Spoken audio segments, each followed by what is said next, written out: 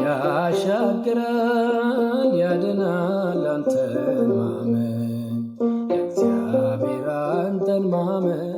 በሃይማኖታቸው ምክንያት ንጹሃን ሰዎች ይገደላሉ፣ እኛም እንዘግባለን። ነገር ግን የሚያሳዝነው ማንም መፍትሄ የሚሰጥ ሰው የለም። በኦሮሚያ ክልል ምስራቅ አርሲ ዞን ሮቤ ወረዳ የታጠቁ ኃይሎች በንጹሃን ሞትና የአካል ጉዳት ማድረሳቸውና ጥቃቱ መደጋገሙን የወረዳው ቤተ ክህነት ለቲግባ ተናግሯል። በወረዳው እንደቶ 01 ቀበሌ መስከረም 5 ቀን 2018 ምሽት 4 ሰዓት ገደማ ታጣቂዎች ባደረሱት ጥቃት 2 ንጹሃን ሲገደሉ 1 ቆስሏል ሲሉ ለደህንነታቸው ሲባል ስማቸው እንዳይገለጽ የጠየቁ የወረዳ ቤተ ክህነቱ አካል ነግረውናል ብሏል ቲግቫ።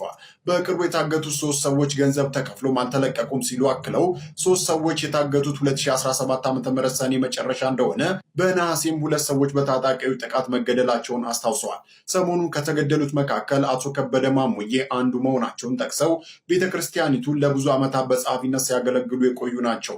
የሟች ጎረቤት ወይዘሮ አበሬ ስዩምንም ታጣቂዎቹ ቤት አመላክችን ሲሏት እምቢ ብላ ስትጮህ ነው የገደሏት ብለዋል። አብሯት የነበረ የ14 ዓመት ልጇንም መተውታል ሲሉ ተናግረዋል። እኛ ኦርቶዶክሳውያን ክርስቲያኖች ሞትን እናውቀዋለን፣ ስደትን እናውቀዋለን፣ ጦርነትን እናውቀዋለን፣ ሰማዕትነትን እናውቀዋለን፣ መፈናቀልን እናውቀዋለን። የማናውቀው ነገር የለም። በእኛ አድርጎ ነው የሚያልፈው የሁሉ ነገር። የቀደመው ስደታችንና መከራችን ሰማዕትነታችን ታውጆብን ነው። መንግስት አውጆት የትናንቱኖቹ እነ ዮዲት ጉዲት እነ ግራኝ አህመድ ቤተክርስቲያንም አውቃው ሰማዕትነት እንዳያልፋችሁ ብላን ነው የሞት ነው አባቶቻችን የሞቱት ማለት ነው። የትናንትና ነው። ያሁኑ ሞት ልዩ የሚያደርገው ወገኖች በመንፈስ ቅዱስ የተሾሙት አባቶች የተስማሙበት ሞት ነው። የኔና ያንተ ግድያ የኔና ያንተ ባሰቃቂ ሁኔታ መሞት በአባቶች ፊት ተቀባይነት የለውም። እነዛ ሊጠብቁን በመንፈስ ቅዱስ የተሾሙት አባቶች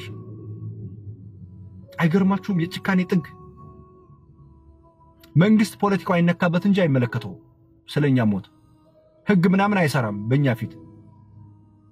አባቶቻችን ግን እኔ 10 ጊዜ 100 ጊዜ ብናገር ማን ይሰማኛል? እዛ መድረክ ላይ የተቀመጡት አባቶች ግን ድምጻቸውን አውጥተው ቢናገሩ ስንት ሰው ይሰማቸዋል? ድምጻቸውን ሁሉ ነፈጉን። ሞታችን በፊታቸው ተቀባይነት አጣ። ጭራሽ የተሰራ ዜናን ዲሊት አድርጉት አሉ፣ አጥፉት። ከህፃናት እስከ አዛውንት ድረስ ያለ ምንም የፖለቲካ አመለካከታቸው በማህተባቸው ተገድለው ኦፊሻሊ ዓለም ያወቀውን ጉዳይ ማን እንደሞታ አናውቅ። የአባቶች መልስ ነው ይሄ። አይገርማችሁም? የጭካኔ ጥግ። ቤተ ክርስቲያኒቱን አጥብቀው የሚጠሏት አባቶች እንደተረከቧት ማሳያው ይሄ ነው። ህንፃውን እያልኩ አይደለም፣ አንተን ይጠሉሃል። የምሬ ነው። እንዲያው አጥብቀው ነው የሚጸየፉን። የምር ማለት ነው። ፋክቱ ይሄ ነው። ሰው እንዴት ለልጆቹ አይራራም? ሰው እንዴት ወጥቶ አያለቅስም? እንዲህ ሲባል ግን የሚራሩልህ የሚያለቅሱልህ አባት የሉም ማለት አይደለም። ፊት ለፊት እዚህ መድረክ ላይ የተቀመጡት ይህን መልእክት ለማስተላለፍ የተቀመጡት አባቶች ግን የኛ አባቶች አይደሉም። ለዛ ነው ምንም አይመስላቸውም። ሆዳቸው አልጎደለም፣ ቤተሰቦቻቸው አልሞቱም። የአባትነት ግብሩ አልገባቸውም፣ የጠባቂነት ግብሩ አልገባቸውም። ምንም አይመስላቸውም። ህፃናት እየሞቱ በአሰቃቂ ሁኔታ በማህተባቸው ምክንያት ያለምንም ፖለቲካ አመለካከታቸው እየተገደሉ እንዴት ሰው ወጥቶ አንዲት መስመር አውጥቶ እንዴት አያነብም? ምን አደረጉ ምዕመናን የሚገደሉት ያለምንም ሁኔታ ያለምንም የፖለቲካ አመለካከታቸው ለምንድን ነው የሚገደሉት ብሎ እንዴት ሰው አይናገርም? እንዴው ድምጽ እንኳን ይንፈጉን። በእውነት በጣም ነው ማዝነው። እኔ በንጉስ ፊት ስትቀርቡን ምን እንደምትመልሱ እናንተ ነው የምታውቁት። ጭራሽ የተሰራ ዜና አውርዱት አላችሁ። እንዴው ሰው አይየው እኮ ተባለ። አቤት እግዚኦ፣ አቤት እግዚኦ። ሞታችን በአባቶቻችን ፊት ተቀባይነት አጣ። እንዴት ያለው ጥንቅጥ የሆነ ዘመን ነው።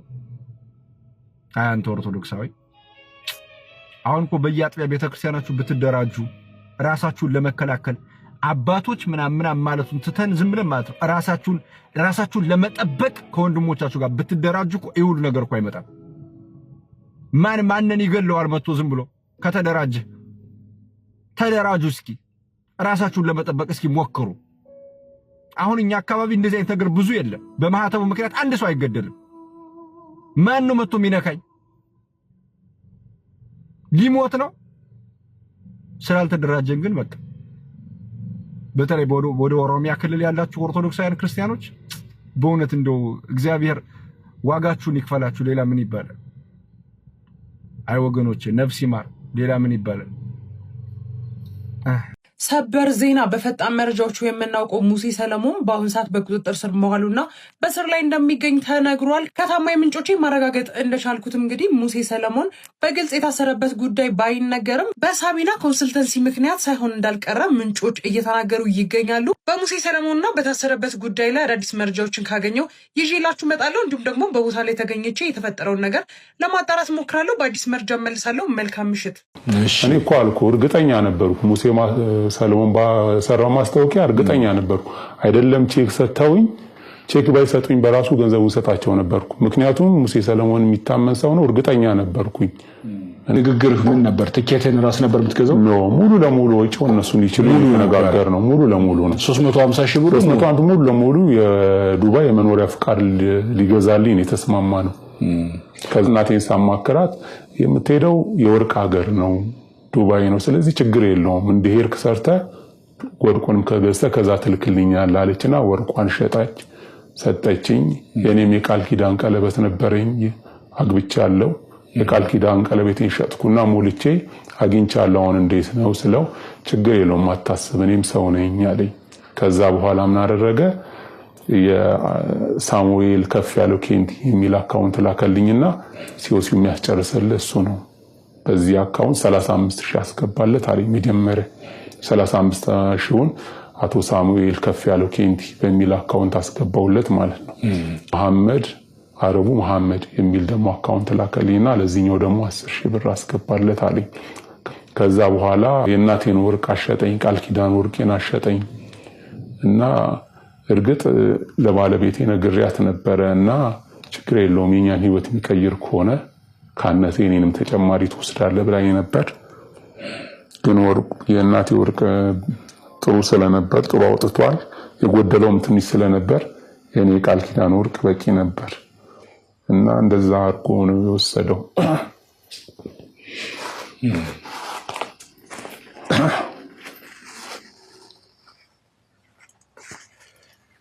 እናትህ አወቁ?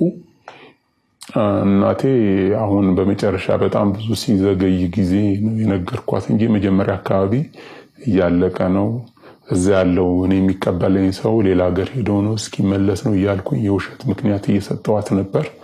አሁን ኦሬዲ ቤትም ራሱ መሄድ እሷ ጋር ቆሜያለሁ። ምክንያቱም ሳያት ጥሩ ስሜት አይሰማም።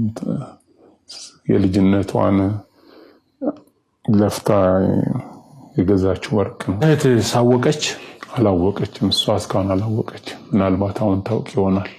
አሁን ለዚህ ሁሉ የዳረገኝ ብለህ የምታምነው ምንድነው? ለዚህ ሁሉ የዳረገኝ ነው ሙሴ ሰለሞን ብዬ ማምነው። ምክንያቱም ከአንድም ሁለት ቦታ ሄጄ አናግሬያቸዋለሁ። ግን ምንም አምኜ ገንዘብ ልሰጠው የቻልኩበት የትኛውም ኤጀንሲ የለም። የሙሴ ሰለሞን ማስታወቂያ እርግጠኝነትም ስላለው ምን የሚል ነበር? የሙሴ እርግጠኝ ገንዘቤን ተበልቻለሁ ብላችሁ የምታስቡ ከሆነ በእኔ ስም ሄዳችሁ ታስመልሳላችሁ እና ገንዘብ አይበሉም እነሱ ንጹህ እንደሆኑና በሐቅ እንደሚሰሩ ነው ሲናገርላቸው ሲመሰክርላቸው የነበረው። በግልህ ሙሴ ሰሎሞንን ታውቀዋለህ? በሚዲያ ነው ቲክቶክ ላይ ነው ማውቀው እና የሱ ዜናዎች በጣም እከታተላለሁ። አድናቂውም ነኝ። ለዛም ነው እርግጠኛ ሆንኩበት። አንተ ብቻ አይደለህም።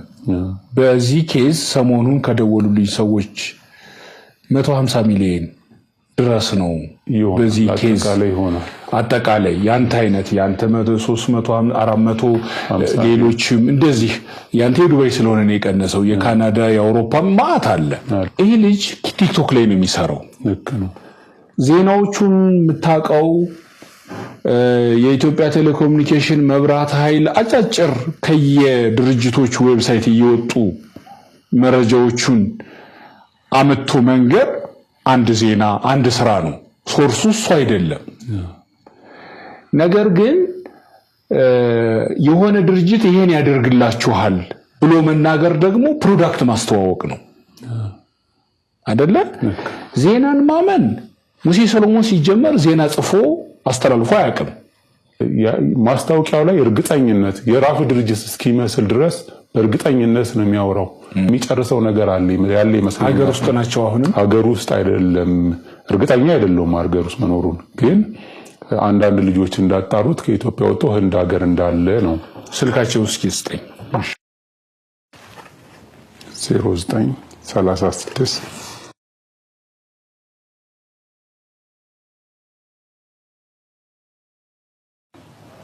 80 ቀለል ያለ ቁጥር ነው።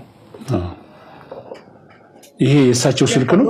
ለጊዜው ጥሪ አይቀበልም። Sorry, the subscriber's phone you've dialed is switched off. ከግንቦት 5 ጀምሮ ስልኩ አይሰራም። አሁን ትራፊኮች እንዴት ነው ሰው የማይማረርባቸው? ይኸውላችሁ ከሳምንት በፊት አደባባይ ደርባል ተብዬ ተቀጣሁ። አደባባይ መደረብን እንደሆነ ባላውቅም ማለት አደባባይ ደርባል ተብዬ ተቀጣሁ። እሺ አደባባይ ደርባል ተብዬ ተቀጣሁ። ከዛ በኋላ ዛሬ ድጋሚ ተቀጣሁ። እሱን ቅጣት ከፍዬ የቅጣት ወረቀቱን ከፍዬ ሳልቀበል ስራ ቢዚ አድርጎ ማለት። ከዛ ባለፈው የተቀጣሁት የት ነው? ወሎ ሰፈር። መቀበሉ የት ነው? እስጢፋኖስ ጋር ያለውን ፖሊስ ጣቢያ ታውቁታላችሁ። አሁን የተቀጣሁት የት ነው? ጦር ኃይሎች። ከዛ በኋላ እንግዲህ ታርጋ አትፍቱ የሚል ዜና ተሰርቷል። እኔ ሰርቻለሁ ታርጋ አትፍቱ ብዬ። ስንት ዜና ወጥቷል? ታርጋ አትፍቱ ተብሎ ታርጋ የተፈታ። ከዛ ስጠይቀው አፈጻጸም ላይ ያልወረደም አለኝ ሰውዬው። ምክትል ሳጅን ወጋሪ ፉያራ ይባላል። ጦር ኃይሎች አካባቢ ነው ያለው። ከዛ ምድረው አፈጻጸም አልወረደም፣ እነሱ ህጉን አወጡት እንጂ እየተገበሩት አይደለም አለኝ። ቃል በቃል አለኝ ነው የምነግርህ። እሺ ችግር የለውም ታርጌን ፍታ፣ ግን ቅጣት ወረቀት ጽፈህ ስጠኝ እዚሁ ከፍዬ የሚሄደውን አልኩት።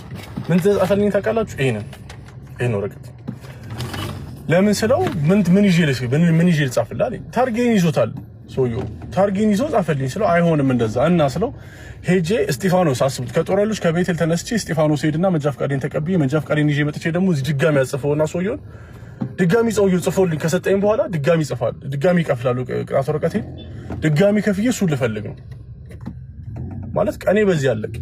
አስቡት ከጦር ኃይሎች እስጢፋኖስ፣ ከእስጢፋኖስ ጦር ኃይሎች፣ ከዛ በኋላ ደግሞ እዛ መፈለግ ሰውዬውን። አንዳንድ ጊዜ ማገናዘብ የሚባል ነገር አለ። እንደ ሰው እውነት አገናዝቡ። የምሬ ነው። እኔ እንዴት ማለት ቅጣት ወረቀት ጽፎ እዛው ቅጣት ወረቀት ላይ በስነ ስርዓት እሱን ሄጂ ባንክ ከፍዬ ታርጌን ተቀብዬ እስጢፋኖስ ሄጂ መንጃ ፈቃድ መቀበል ይችላል። አሁን ቀኔ ተበላሽ፣ ምንም ስራ ላልሰራ ነው።